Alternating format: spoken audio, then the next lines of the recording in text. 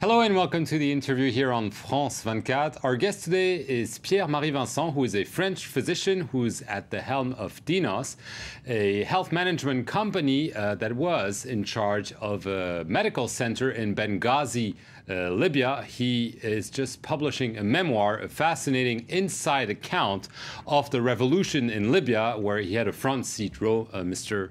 Vincent, welcome to the France 24 interview.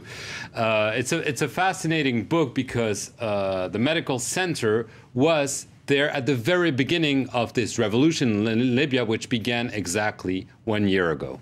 Yes, exactly. We were, managing this hospital with our Libyan colleagues when the uprising started, and we were very surprised because nobody was expected, such uprising, and we were in the street during the 15th, 16th, and 17th of February when the uprising started.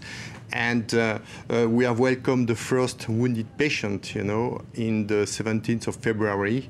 And we saw the first deaths within the protester. And there were many, young people, they were protesting in the street. It was non-violent protest.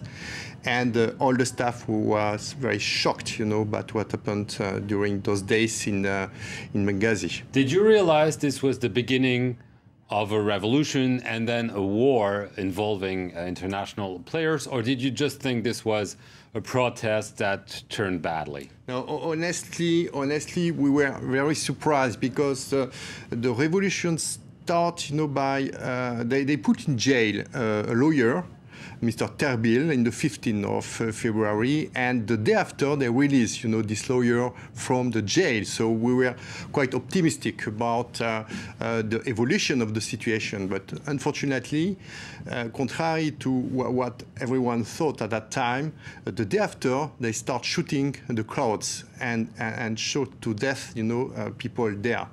And we thought after a while that it will be very difficult, to come back to the table and to negotiate something. So this is what how the situation started. But we thought at that time, at least during the first 4 days, that perhaps the situation will remain in Benghazi only. Okay, finally.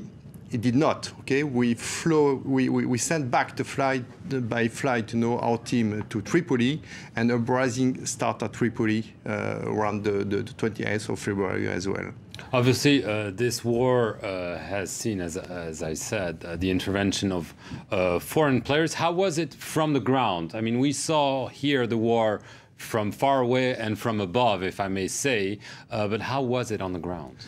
On the ground, it was really messy, Only young girls without guns, without arms, without knives, nothing, They were protesting in a non-violent way.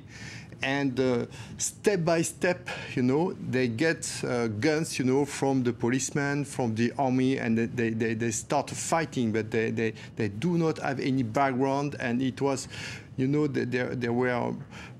was a very enthusiastic way, to fight. And I can just tell you one thing: when the first wounded patient enter into the hospital, everybody were happy, all the staff were very, very happy and very proud of those young fighters. But then there was the foreign intervention. How did you see? Did you see there was lots of reports that there were special forces who were advising, maybe arming the rebels? What did you see from that? About the war was over, we can say, or was lost, okay, because there was imbalance between the Gaddafi forces and the rebels. They had nothing at that time, okay, and in the Gaddafi there were very strong arms, heavy weapons. So the war was lost by the rebels until the 19th of March, when NATO hit the tanks. We were entering the city of Benghazi. Okay, but for you at that time, Benghazi was about to be Benghazi was wiped out. Yes, I've got, I've some movies taken from the smartphone, some Gaddafi soldiers, and those people, they were entering the city to rape, rob, and kill people. Okay, so the city was lost, and we were expecting, a big disaster for the population of Benghazi. And I can tell you that I'm very proud because some French people stay during that time. They were targeted as the French, as a strong supporter of the intervention. You're talking about hospital staff? Hospitals and diplomats, and they have chosen to stay despite our instruction to leave the country. They stay with their colleagues. The unsung heroes of the war. Yeah, in the Benghazi Medical Center. And one of them is a colleague of mine, Jean Dufriche. He's a diplomatic as well, and he was, sitting over his roof with googles to check if the NATO planes are coming. Okay, and he didn't know. And if the tanks at that time have entered the city, they were the first people to be killed by the Gaddafi forces. Okay, as French, we were targeted. Okay? Right. It was a very dangerous time and very dangerous But then situation. the tide turned, and so did you see the foreign intervention on the ground? Did you see it? No, there were no foreign intervention on the ground, honestly, okay? The fight were done only by Libyan people, okay? The foreign intervention was only airplane strikes, okay, for the sky, that's all, okay? There were some people giving some advice, perhaps on the ground, checking target on the ground, but the revolution belonged to the Libyan people. For you, what was the turning point? When did you sense that things, because remember, there was a kind of a seesaw. The rebels were advancing, the Gaddafi forces were then advancing back. When did you feel the turning point was? The turning point is definitely the afternoon of the 19th of March, okay, when the tanks were destroyed by the NATO planes. The NATO planes, they were French planes at that time. They were not under the umbrella of NATO, by the French plane. It was amazing because I went to see the tanks, and they were, almost in the city, and they were hit very, very, very precisely. And it was, for me, the end of Gaddafi at that time. Even though it took a lot of time. It took time, it took time because you had two soldiers, and in front of the two soldiers, we had young fighters with their soul only, and with their brave. That's all, okay? With very little and light guns, not heavy weapons like the Gaddafis. Okay, I want to fast forward to now. We're 1 year away. There are lots of concerns about where Libya is heading.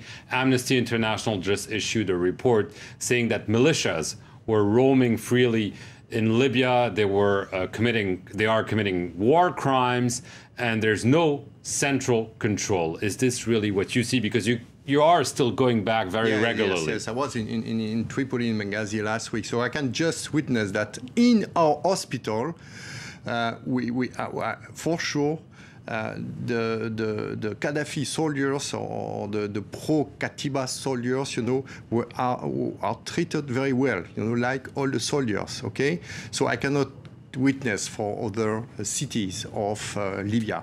The situation now is, I can say, it's according to the initial plan of the NTC.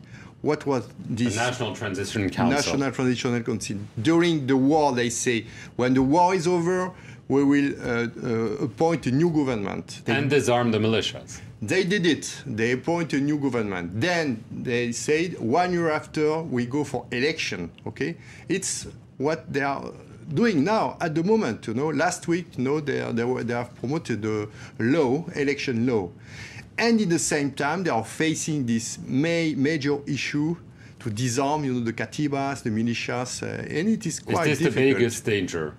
facing Libya today? It is a big danger. It's not the case in Tripoli. You know, I was in Tripoli 2 days ago, and the city is quiet. Okay, I was in Benghazi 10 days ago, and the city was quiet at that time. There were some fights in the southeast of Libya, in the region of Kufras. You know, they are very remote areas. You know, from big centers of city. Do you feel this is exaggerated? That I think it Amnesty is. and the Western media are making the problem worse than it actually is? I think it is. The three biggest cities of Libya are Tripoli, Benghazi, and Sheba in the south, and those cities are quiet. You can go outside in the evening. You can go to restaurant. You can have fun. You know, in those cities in that time. You know, it is safe. So sure, there are some issues, some fights, and 3 days ago we welcomed 3 injured from Kufra, the southeast city of Libya. There are some fights, okay, but we are quite confident in this new government. They are sticking, you know, to their initial agenda. Right. So, in a word, in a year from now, you think Libya will be much better off than today? I'm sure. I'm convinced of that. Okay, thank you very much. Okay. Pierre-Marie Vincent, if you want to have an inside account of how the war and the revolution unfolded in Libya, read the book. It is soon to be translated into English. Thank you very much for being our guest today. You're welcome. Bye.